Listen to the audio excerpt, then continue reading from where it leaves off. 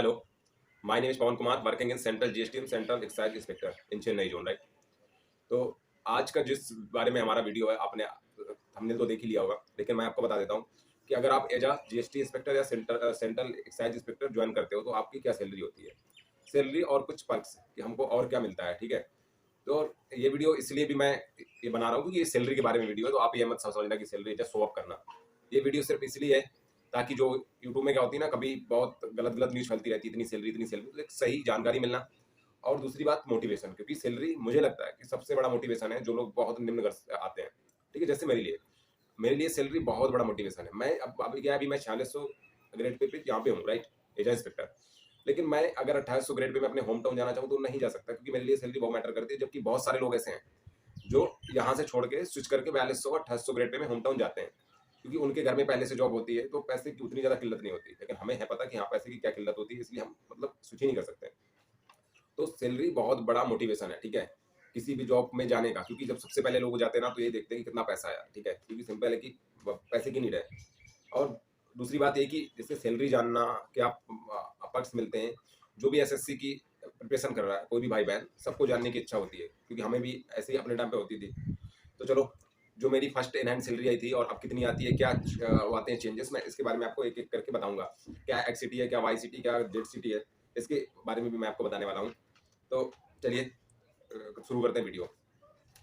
तो जो सबसे पहली बात है कि जो मेरी फर्स्ट एनहैंस सैलरी आई थी, मैं उसका बता रहा हूँ। जो मेरी फर्स्ट एनहैंस सैलरी आई थी वो आई थी 1,09,000 समथिंग, कुछ 840 रुपीज़ था। ठीक है, इतनी सैलरी आई थी। अब क्या है कि मैं इसी को मैंने डाल दिया है अपने थंबनेल में कि माई फर्स्ट एनहैंस सैलरी। तो लोग, मतलब जो लोग होते हैं ना नए, क्योंकि क्या होते हैं, जो लोग पुराने हो तो तुरंत समझ जाते हैं कि इतनी सैलरी आई नहीं सकती ना जीएसटी इंस्पेक्टर की। लेकिन जो लोग नए, उन्हें थोड़ी देख के होता है कि यार बहुत ज़्यादा सैलरी एक सच की। तो ठीक है, तो मतलब इसकी सच्चाई ये होती है कि ये 1 महीने की सैलरी नहीं है। क्योंकि मैं बता दूं, मैंने जो डिपार्टमेंट ज्वाइन किया था 20 जनवरी को किया था। तो 20 जनवरी से 31 जनवरी लगभग 12 दिन यहाँ हो गए थे। और आपकी पूरा फरवरी, तो 1 महीने वहाँ, ये पूरा 1 महीने और 20 दिन की सैलरी थी, जो 1,09,000 रुपये थी। और इसमें मेरा एनपीएस भी नहीं काटा गया था। ठीक है, तो इस तरीके से वो सैलरी इतनी आई थी। अब इसी चीज़ को अगर आप बढ़ा चढ़ा के बोल तो बात अलग है। जो फिर दूसरे महीने सैलरी आई फरवरी के बाद मार्च में, वो आई थी 72,627, 72,627 रुपये। ठीक है, और यही मंथली सैलरी है। ठीक है, 72,627 रुपये आई, जो कि एक्स सिटी की हर महीने की सैलरी है एनपीएस कटने के बाद। आप इस चीज़ को याद रखना कि एनपीएस कटने के बाद ही आपकी 72,627 एनहैंस सैलरी है। फिर क्या हुआ कि फिर बढ़ा डीए। आपको पता होगा कि, अगर नहीं पता मैं बता देता हूँ, जो गवर्नमेंट होती है तो महंगाई भत्ता एक बार आपका बढ़ता है जनवरी में, एक बार बढ़ता है जुलाई में। और वो बहुत सारे फैक्टर है, इसको देख के एक कमेटी होती है जो कि डिसाइड करती है कि महंगाई इस वित्तीय वर्ष मत कहो, आपने इस छमाही में कितनी अभी तक बढ़ चुकी है। अगर बढ़ चुकी है तो आपका महंगाई भत्ता बढ़ जाएगा। तो जैसे जो मेरा महंगाई भत्ता है तो फिर वो इंक्रीज हो गया था। तो अब जो मेरी इनहैंड सैलरी अभी है वो 74,388 है। ठीक है, तो ये मेरी एक्चुअल इनहैंड सैलरी है। अब अगर मैं बात करूँ ग्रॉस सैलरी की, तो 74,388 जो आपकी इनहैंड सैलरी है, इसके बाद 15,303 कुछ और है। ठीक है, मुझे बिल्कुल एग्जैक्ट वैल्यू याद नहीं है, मैं बता दूं सच। तो 15,303 को या तो यही है ऊपर है, तो इतनी आती है एनपीएस अकाउंट में। तो अब आप जोड़ सकते हो कि अगर कोई इंस्पेक्टर एज न्यूली ज्वाइन करता है तो उसकी लगभग 90,000 है ग्रॉस सैलरी। ठीक है, आज के टाइम में एक्स सिटी में, आप याद रखना एक्स सिटी कुछ भारत में 7-8 है। मैं आपको यहाँ पे एक लिस्ट दे दूंगा, आप यहाँ पे चेक कर सकते हो। जैसे दिल्ली, मुंबई, चेन्नई, कोलकाता, अहमदाबाद, पुणे, ऐसे ऐसे कुछ सिटीज हैं जो कि एक्स सिटी हैं। इसके अलावा फिर बाद में वाई सिटी है और फिर जेड सिटी है। आई थिंक वाई सिटी की जो सैलरी होती है हम लोगों से 4,000 कम होती है, क्योंकि उनका एचआरए कंपोनेंट हमसे कम होता है। एचआरए मतलब हाउस रेंट अलाउंस, उसकी वजह से सैलरी में उनकी कमी आती है। बाकी बेसिक पे एवरीथिंग सब कुछ सेम है। ठीक है, एचआरए कम होता है and travel allowance I think कम होता है, इसलिए 4,000 का अंतर लगभग आता है। और जो जेड सिटी में पोस्टिंग है उनके भी सैलरी में वाई सिटी की तुलना में 4,000 का अंतर आता है। हमारे अगर हमसे कंपेयर किया जाए तो 8,000 का अंतर आता है। मैं आपको X city, Y city, Z city की लिस्ट यहाँ पे बैकग्राउंड में दे दूंगा, आप यहाँ पे चेक कर सकते हैं। ठीक है, तो मुझे लगता है कि आई थिंक ये जो सैलरी है तो बहुत अच्छी है, क्योंकि अगर आप एजा जो यहाँ पे ज्वाइन करते हो। अच्छा, मैं एक चीज़ और आपको बता दूं क्लियर, आप जैसा काम करते हो, क्योंकि काम तो करना होता है, और मैं इसका एक सेपरेट वीडियो बनाने वाला हूँ कि एजा एक्साइज इंस्पेक्टर या जीएसटी इंस्पेक्टर को क्या काम करना होता है। लेकिन मैं एक बात सियोरिटी से बोल सकता हूँ, आप जितना काम नहीं करते उससे ज़्यादा आपको सैलरी मिलती है।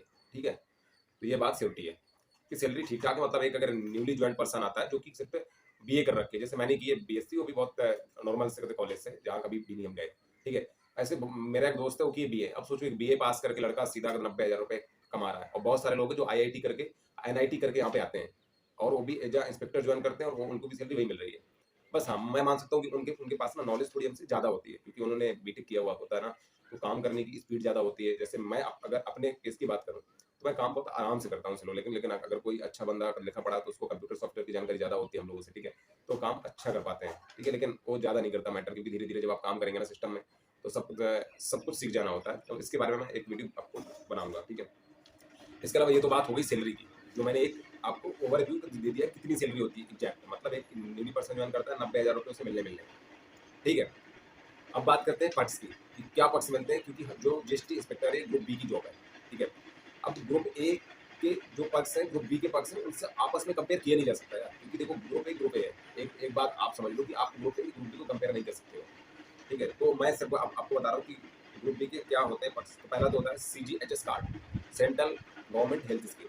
जितने भी सेंट्रल गवर्नमेंट एम्प्लॉई हैं, वो कहीं पर भी हो, रेलवे में हो या कहीं और हो, सबको एक कार्ड मिलता है जिससे आपका फ्री ट्रीटमेंट होता है उन्हीं अस्पतालों में जो कि गवर्नमेंट के अंदर इम्पैनल्ड है, ठीक है?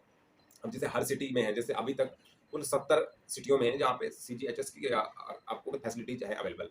तो जैसे मैं अभी अभी यहाँ पे आया तो मैंने एक दो महीने बाद मुझे कुछ दिक्कत थी, कॉम्प्लिकेशंस थी, तो मैंने CGHS कार्ड के लिए अप्लाई कर दिया, जो कि मेरा बन के भी आ गया। तो मेरा बन के आया, मेरे मम्मी का बन के आया, पापा का बन के आया, ठीक है? अब आप सोचिए कितनी अच्छी सुविधा है कि अगर कभी इमरजेंसी में कुछ भी हो जाता है, आपका पूरा इलाज फ्री होगा, ठीक है? तो आप इस चीज़ को ना कंपेयर नहीं बाकी चीज़ों से कर सकते हो कि क्या है क्या नहीं, क्योंकि ये मतलब बहुत बड़ी चीज़ है मेरे लिए कि क्या मतलब आपके पूरी जितनी भी फैमिली है, आपके ऊपर जो भी डिपेंडेंट है, आपके माता-पिता हो गए या आपकी आगे चल के शादी होगी तो बच्चे, वाइफ, सब, आप मतलब सबका इलाज होगा फ्री सेंट्रल गवर्नमेंट के एम्पैनल्ड हॉस्पिटल में। अच्छा, एक चीज़ मैं और क्लियर कर दूँ ना, जैसे अगर बहुत सारे लोगों का होता है डाउट कि जो सरकारी अस्पताल होते हैं सिर्फ वहाँ पे फ्री होता है, भाई ऐसा नहीं है। सेंट्रल गवर्नमेंट की जो CGHS की ये फैसिलिटीज़ होती है, इसमें बहुत सारे हॉस्पिटल हैं जो कि गवर्नमेंट के अंदर हैं, एम्पैनल्ड रहते हैं, ठीक है? भाई मैं चेन्नई की बात बता दूँ, ऐसे-ऐसे हॉस्पिटल है ना अंदर CGHS के, जो one of the most hospital है इन इंडिया, ठीक है? मतलब बिग, मतलब बहुत अच्छे-अच्छे हॉस्पिटल हैं जहाँ पे आपका इलाज फ्री होता है, ठीक है? तो अब आप इससे एक तुलना लगा सकते हो। जो दूसरा का बेनिफिट मिलता है एक एक्साइज इंस्पेक्टर को यूनिफॉर्म का, यूनिफॉर्म के लिए आपको 10,000 हर महीने मिलेंगे, ठीक है? और एक यूनिफॉर्म सिलवाने में जो पहली बार खर्चा आया था, मैं बता दूँ, मैंने बहुत अच्छे लेवल की सिलवाई थी, क्योंकि जब आप सिलवाने जाते हो ना, तो आपको जो कपड़ा होता है वो अलग-अलग उसका दिखाते हैं वैरायटी का, ये सस्ता है या और सस्ता है, ये महँगा फिर और महँगा। तो मैंने जो चूज़ किया था सबसे महँगा वाला कर लिया था। तब मेरी पूरे शूज एवरीथिंग ऊपर से नीचे तक मुझे 7,500 रुपये आई थिंक लग गए थे, या 7,400 रुपये के आसपास लग गए थे। और सरकार का 10,000 रुपये देती है, और आपको क्या है ना कि एक्साइज इंस्पेक्टर में यूनिफॉर्म ऐसे आपको पहनना नहीं पड़ता है, तो आपकी हमेशा वो रखी रहती है, जब कभी काम पड़ता है तभी पहनना है। तो ऐसा कुछ नहीं कि आपकी यूनिफॉर्म हर साल चेंज होगी, लेकिन आपको 10,000 हर साल मिलने वाले हैं। तीसरा आई कार्ड तो आप जानते हो, अगर आपके पास आई कार्ड होता है तो आइडेंटिटी कार्ड है यार, जिसमें आपके लिए एक वित्त मंत्रालय, भारत सरकार, मतलब अच्छा लगता है अगर आपको। इसके अलावा क्वार्टर, ठीक है? तो क्वार्टर मिलते हैं, लेकिन अगर मैं कहूँगा एक्स सिटी में पोस्टेड हो तो यार अगर क्वार्टर मत ही लो, क्योंकि क्या होता है ना, जैसे अभी मुझे HRA मिलता है तो समथिंग समथिंग 13,000 रुपये मिलता है, और 13,000 रुपये में यहाँ पे चेन्नई में 2 BHK फ्लैट मिल जाता है, ठीक है? फुली आपको फर्निश नहीं मिलेगा, खाली मिलेगा। अगर आप फुली फर्निश में जाएंगे तो अपना आपको 18 से 19,000 रुपये लगभग लगेंगे। लेकिन अगर आप एक आउट सिटी हो, जैसे मैं चेन्नई में पोस्टेड नहीं हूँ, चेन्नई से थोड़ी सा दूर पोस्टेड हूँ, लेकिन मेरा एक्स सिटी नहीं काउंट होता है, तो मैं पोस्टेड हूँ तिरुवल्लूर में। यहाँ पे रेंट बहुत कम है, ठीक है? मतलब फ्लैट का रेंट, मतलब मैं आपको क्या बताऊँ, ठीक है? मतलब बहुत कम है। तो आप सोच सकते हो कि क्यों लोगे क्वार्टर यार, जब आपकी अच्छी खासी सेविंग हो रही है तो क्यों क्वार्टर आपको लेना, ठीक है? तो आपको मैंने ये सब कुछ बता दिया। अच्छा, और जो मैंने अभी बताया ना, HRA एक्स सिटी का अलग होता है, वाई सिटी का अलग होता है, जेड सिटी का अलग होता है, ठीक है? तो एक्स सिटी का लगभग आज 27% है बेसिक सैलरी का, वाई सिटी का 18% है बेसिक सैलरी का, और जो जेड सिटी का 9% है बेसिक सैलरी का, ठीक है? तो ये सारे हैं पक्ष। और अगर आपको बहुत डिटेल वीडियो देखनी है सैलरी का सेंट्रल गवर्नमेंट की कैसे बनती है, क्या बेसिक पे होता है, कैसे कैसे कैसे, यूट्यूब में आपको बहुत सारे वीडियो मिल जाएंगे, आप वहाँ से सर्च करके देख सकते हो कि जो जीएसटी इंस्पेक्टर होता है, जो इसका बेसिक पे होता है, जैसे बोलते हैं ना बेसिक सैलरी, भाई इतनी तो आएगी आपकी, जो 44,900 रुपये होता है जब कोई ज्वाइन करता है। अच्छा, ये सैलरी आपकी रिवाइज होती रहती है। मैं बता दूँ कि जैसे मैंने अभी आपको बताया, जनवरी में, जुलाई में आपका DA महंगाई भत्ता रिवाइज होता है, तब सैलरी आपकी इंक्रीज हो जाती है। इसके अलावा हर साल जनवरी में, क्योंकि अगर आपने जब ज्वाइन किया, अगर उससे आपको 6 महीने हो चुके हैं जुलाई आते आते, तो आपका जुलाई में सैलरी इंक्रीमेंट हो जाएगी, और नहीं हुए तो फिर सीधा आपकी सैलरी इंक्रीमेंट होगी जनवरी में। तो आपकी जो अगला होगा, जैसे मेरी अभी 44,900 बेसिक पे है, जब अगली बार जब, क्योंकि मैंने ज्वाइन किया था जनवरी में, तो जुलाई से मेरे 6 महीने नहीं हो रहे कंप्लीट, मेरे मतलब कंप्लीट होंगे जनवरी में, तो जनवरी में मेरा बेसिक पे हो जाएगा 46,200, फिर 47,600, तो हर साल सैलरी आपकी इंक्रीमेंट होनी है। तो सैलरी का मुझे नहीं लगता कि कोई इशू है, क्योंकि सैलरी सरकार काम से ज़्यादा आपको दे रही है, और आप जैसा काम करते हो मैं बता दूँ सच में, वो काम कोई भी कर सकता है, आप करती है भी है, ठीक है? ठीक है, तो सैलरी बहुत अच्छी है। ठीक है, तो आज का वीडियो यहीं करते हैं खत्म। तो अगला वीडियो मैं लाऊँगा होगा कि एक्साइज इंस्पेक्टर का काम क्या होता है? एक्चुअली जो मैथ, इंग्लिश इतनी पढ़ के आते हो जीके, क्या उसका भी कुछ काम होता है क्या यहाँ? ठीक है, तो चलो ये मैं यहीं पे आपको बता दूँ। हाँ, मैथ का काम होता है, ठीक है? क्योंकि आपको इंटरेस्ट कैलकुलेट करने पड़ जाते हैं, लेकिन वो आजकल सब कुछ सॉफ्टवेयर से होता है, तो उतनी दिक्कत नहीं फिर भी, ठीक है? ठीक है, तो अब मिलते हैं कल नेक्स्ट वीडियो में, और मैंने इसमें आपको बहुत सारा बिल्कुल ऊपर से आपको मैंने बता दिया कि क्या सैलरी होती है, ठीक है? तो थैंक यू, मिलते हैं।